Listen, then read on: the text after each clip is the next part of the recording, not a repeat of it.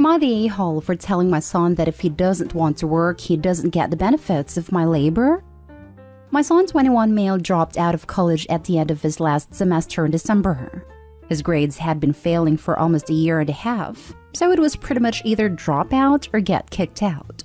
My wife and I had paid for his first 2 years completely and given him extra spending money each month so that he could concentrate on school instead of having to work. We also made him sign up with a school counselor and got him a therapist about 18 months ago because we were worried his mental health could be a contributing factor. We later found out that he had been skipping counseling and therapy sessions and skipping a lot of classes.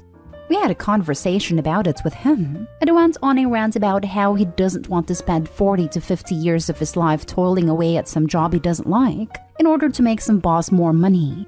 He said that work is just a social construct designed to keep the masses down, and that humans aren't designed to sit in a cubicle for 40 hours a week then die.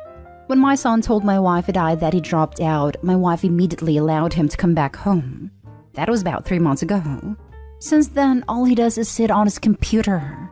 He's maybe left the house a dozen times. He refuses to get a job and tells us that his plan is to live the van life.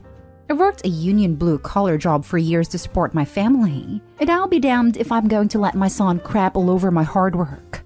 A couple weeks ago, I got home from work exhausted and he made a remark about me breaking my back for the man. I told him that my job gave him the opportunity to go to college, and he chose to squander it. It turned into a fight where I let out a lot of frustration on him. I told him he either gets a job or he no longer gets to take advantage of my hard work since he seems to think so little of it. I told him I would remove him from our family phone plan, cancel our internet, no longer let him eat our food, and give him a tent so that he can sleep in the backyard. He yelled at me that I'm being an a-hole, and that those are basic human necessities, and I can't deprive him of those. I told him that if he needs those things, then he can freaking work for them like the rest of us, or go find a van and get out. He hasn't spoken to me since, but my wife says I was too hard on him and that this transition has obviously been difficult for him. I told her I am tired of coddling him, and I will not allow him to blatantly disrespect me in my own house, while also taking advantage of all the things I have worked hard to give him. Now, my wife is upset with me too, because she thinks I'm being unreasonable to expect our son to at least do something with his life to contribute if he is going to stay with us. At this point, I don't care if he lives in the backyard and makes a little garden back there to grow his own food. At least that would show some initiative on his part. Now for the top comments. Not stay home. He needs to grow up. Some folks, growing up happens easy. Some folks, it happens hard. Ideals are fantastic, but you can't eat them. Not stay home. Well, these basic human necessities don't look like a social construct now, do they? It's one thing to screw over an awful employer or a biased legal system, or to just freaking hate the necessity of what the economics of specialization have driven us to. It's a whole other thing to screw over your parents. Not stay home. If he wants to embrace the van life, he needs to leave and find a van life. Otherwise, he is as bad as a boss profiteering off someone else's labor. His ideals aren't wrong, but his actions and expectations are. You have worked hard to afford him these privileges, and so are entitled to withdraw them if you feel he isn't earning them. He has reached adulthood, and by your account, you've given him all. He also needs to know most van lifers work. Some of them work a lot. But they put stuff on YouTube and have 1 million subscribers. That's so easy. I can do that. Lol, one of my favorite van lifers YouTube. And have been super upfront in what it's taken to get to where they are. Just years and years of work. And they kept their jobs for a very long time when they started out. Not stay home. I have a couple comments here. Your wife is his enabler. He feels comfortable being so free from the man because he knows he has a safety net. Secondly, you can take a horse to water, but you can't make it drink. You can give him all the tools, counseling, and opportunities to go to college, but if he doesn't want to, he won't do well. Finally, life is what happens when you're busy making plans.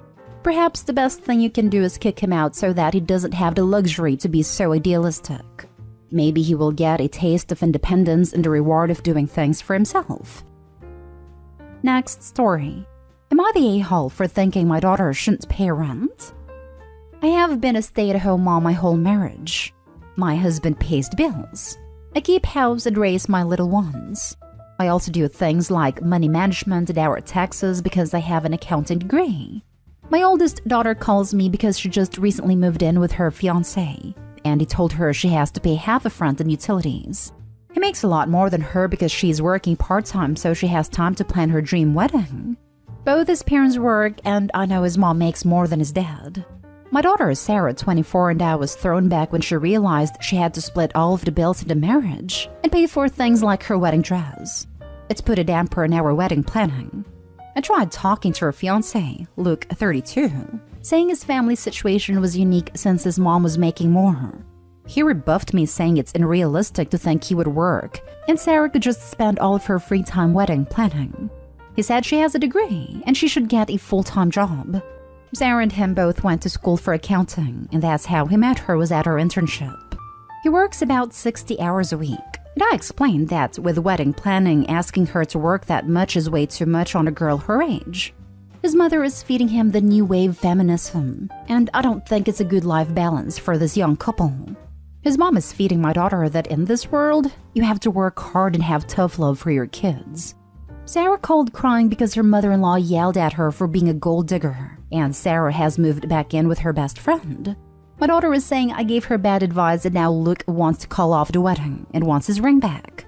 She's blaming it on me, but I think Luke shouldn't have asked my daughter to pay half of his bills on top of wedding planning.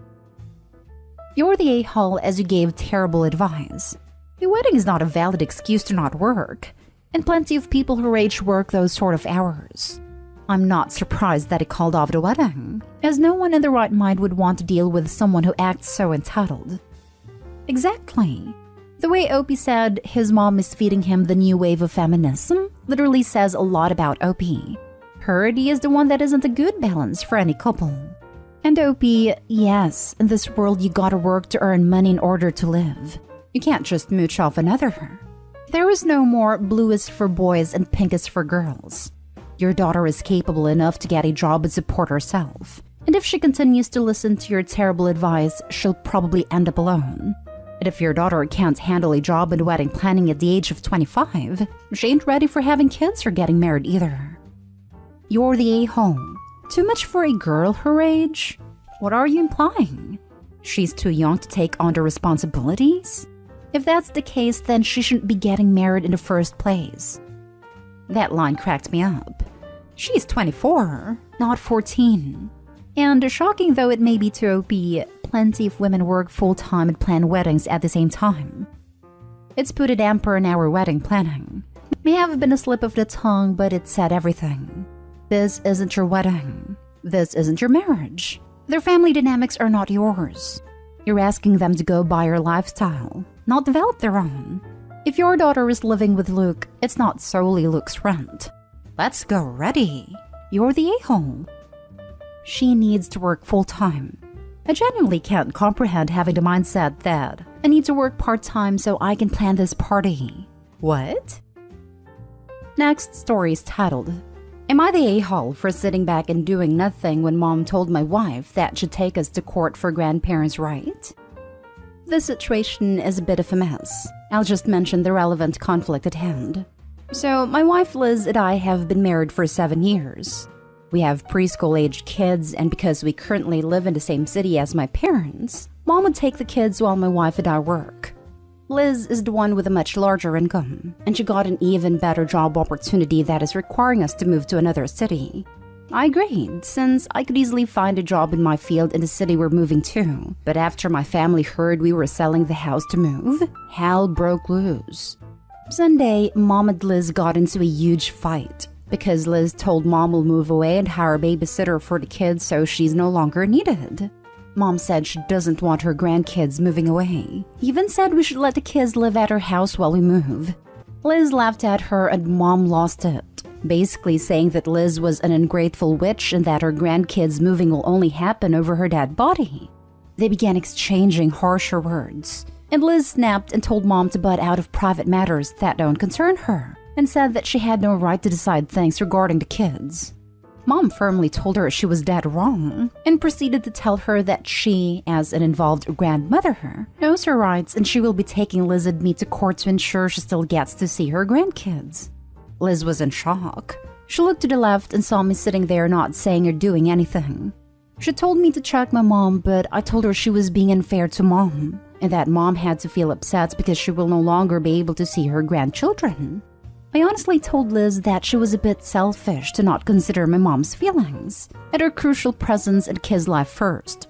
Liz started arguing with me, saying she couldn't believe I didn't stand behind her and defend her after hearing Mom saying she'd get the court involved. I said Mom was upset and cannot be blamed for her reaction. Liz started yelling at me, calling me unsupportive and an enabler, then went home with the kids, insisting my family is my problem and I should handle it. Although this whole moving thing was her idea. Situation hasn't been resolved and Liz and Mom are getting more intense in their fights. I choose to stay out of it because both have valid arguments. But Liz has called me awful for not siding with her after seeing how Mom spoke to her and being okay with the fact that Mom was willing to cause us issues in court. Am I the a-hole? I get that Liz wants my support, but I feel like Mom has been punished through no fault of her own after being a loving grandmother to my kids. Now for the comments. You're the a-hole. Your mom threatened to take your family to court so she can get custody of the kids, and she wants them to live with her. That is a disproportionate reaction to being told that someone is moving. Are you okay with moving to a new city? Sounds like you are. Why would you ever let anyone threaten your wife with court for doing something incredibly beneficial for your family? Why would you let someone threaten you instead of offering to get on a plane to see you? You're the a-hole. Your mom is threatening your family, and she could very well actually gain custody of the kids depending on how much and how long she takes care of them for. OMG, you're the a-hole OP. Your wife and children should be your first priority always, not your mother's feelings over moving. Insisting my family is my problem but I should handle it, although this whole moving thing was her idea. It may have been her idea, but you agreed to it. If you had an issue with moving, you should have had that conversation with your wife. Agreeing with it to your wife's face and then letting your mom do the dirty work of fighting her about it is cowardly and passive-aggressive. The fact that you are continuing to sit there like a bump on a log while your relatives harass your wife is failing hardcore as a spouse. Get your mother out of your marriage or you won't have a marriage. You're the a-hole. You're the a-hole. You married and had kids with Liz, not your mother. Are you really okay with your mom threatening to take your children? No, I'm not. But I do get that she was upset and probably didn't mean what she said in the moment of rage. But I told Liz that it's better that we solve this peacefully and try to get on my mom's good side by maybe reaching a compromise, though Mom is completely against moving away. Why does your wife need to compromise when your mom is the one that escalated the threatening to sue you? Now for the last story. Am I the a-hole for calling out my husband's favoritism? My husband Tom, 37 male, and I, 33 female, have been married for 7 years, and we have 2 kids. Sammy 3, Nora 5. He was married before me, and had a son, Teddy, who passed on from chronic illness at 4. So far, our family has been pretty stable, meaning no fights or disagreements. Though I have complaints about some things Tom does. This might sound insensitive, but it treats Teddy different than our kids. Like he has a ton of framed pictures of Teddy on his office wall and desk, but none for our kids. He also has pillows and blankets with Teddy's name on them while not doing the same for Sammy and Nora. His argument was that this is his only way of showing love and remembering Teddy since he can't see or touch him. Well, Sammy and Nora are here and he shows them affection in a physical form like doing bonding activities and such. We kind of moved on from this issue until I accidentally came across a whole journal he has that was dedicated to Teddy. I'd read some of what was written, and it had details of some moments in Teddy's life. I felt sad for 2 reasons. 1, because of how much heartache Tom had experienced, and 2, the fact that he never thought of writing about his special moments with Sammy and Nora. I gently brought it up to him, and he got upset and tried to say the same thing about how he adores all 3 children, but in different ways. I said it still hurts because while Sammy and Nora are still young, what if they come across something like that when they're older? and realized that dad didn't love them as much as his eldest kid. I said this streak of favoritism. But he said we weren't even having this conversation, nor should I have called him out on his alleged favoritism after I disrespected his privacy and read his private thoughts. I argued that it is what it is, and he should start considering including the kids now and not wait till they're, God forbid, gone to show them love. He said I should be ashamed of myself for implying he doesn't love his young children and for making him guilty only because he suffered a tragedy and was finally at peace with it. I said I was sorry he felt this way, but he told me to stop talking and leave the room. I walked out and he started crying. The kids then entered the room and started comforting him. So far, we haven't been on good terms. I keep trying to stay calm and collected, but he's being cold towards me, making me feel like I'm at fault here. I want to know if I am the a-hole. You're the a-hole. What is wrong with you? Calm down. The guy lost one of his kids. That child is literally not here anymore. Pictures and a journal is his way of coping with sadness. It does not mean he loves your kids less or favors Teddy over them. Teddy is dead. Take a step back and just stop being so self-centered. Unless he ignores his other two children completely, you are so out of line and instead of being supportive, you are being a nay. So I agree that Opie is the a-hole, but I do wonder what his other two kids are gonna think when all they see is Teddy and not them in Daddy's life. That doesn't excuse Opie in any way at all. I just want the poor guy to make sure that he's dealing with everything in a safe and healthy way. My heart breaks for him. You're the a-hole and huge. My God, how can you not understand and let the man grieve and process this grief in any way, shape, or form he needs to? Teddy's gone. You don't have to make some sort of fake competition for receiving love from your husband. Read a book about losing a child or something so that you can help the man instead of making his trauma worse. Unfortunately, yes, it may be worth updating knowledge on grievance and jealousy OP. Also, it's likely OP is now pushing the husband away. Why would he want to be with a woman that can't properly respect his privacy and past? I would apologize, buy him something to say sorry, and change how you are acting.